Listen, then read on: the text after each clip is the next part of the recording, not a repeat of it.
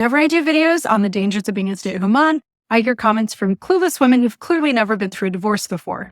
Category number one is the "it will never happen to me" category. He is so amazing. He loves me so much. We have such a great relationship.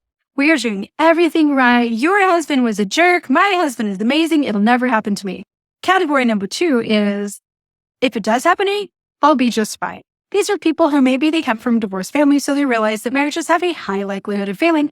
So they know that it could happen, but they also think, should I divorce? The court can take care of me. I'm going to get alimony, child support. I'm going to get back on my feet, get a job. I'll be just fine. Let me show you the math on how that worked out for me. Because I've been a Mormon stay-at-home mom for 24 years. We had absolutely no assets to divide, and I had no work history. I had stopped being an independent adult human at age 19. At the time of our divorce, Jake's income was over $200,000 a year.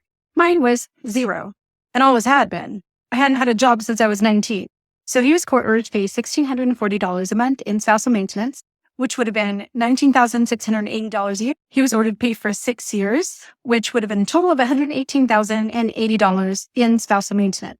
This money was crucial for things like rent, car payments, food, gas, and to get me and the kids back on our feet financially. He was also ordered to pay $788 a month in child support for a total of $46.56 a year. Yes, child support does move until I was 18. I'm going to keep it within that 6-year time span just to keep it nice and tidy for my math. So it would have been just over $27,000 in that same 6-year time span. Here's what I got instead. Again, we had no assets to divide. I left the marriage with a zero. Absolutely nothing. I was evicted from my home within a year of our marriage by Jake, who just simply canceled the lease and booted me out. He would also eventually possess my vehicle. The month that our divorce finalized, 4.5 years ago, Jake paid both sole alimony and child support. That would be the only month that Jake would pay alimony. The next month, he would pay the $78 in child support with no alimony.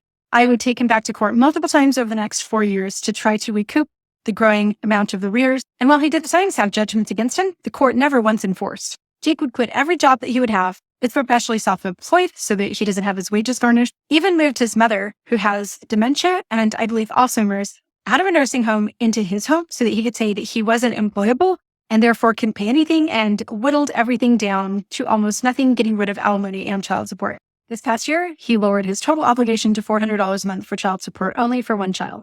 So just in case you're not keeping track, here's how that plan worked out for me. My kids and I were homeless, eating out of food pantries, sleeping in my car. Having 4 kids financially dependent on somebody who has the work and college experience of a 19-year-old girl is not a great financial plan.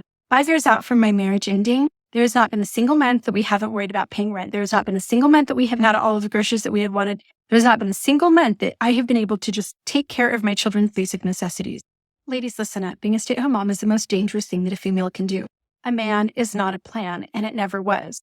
Every adult human should be financially dependent on themselves and themselves only. And then should you choose to marry or enter a long-term committed relationship, prenups, separate bank accounts, and continue to be financially independent. With the 70% catastrophic marital event rate, that includes divorce, death, disability, major job loss, and worldwide issues like wars, pandemics, etc. It's time for us all to start just having a little bit better. A little bit of planning would have changed the world for me and my kids.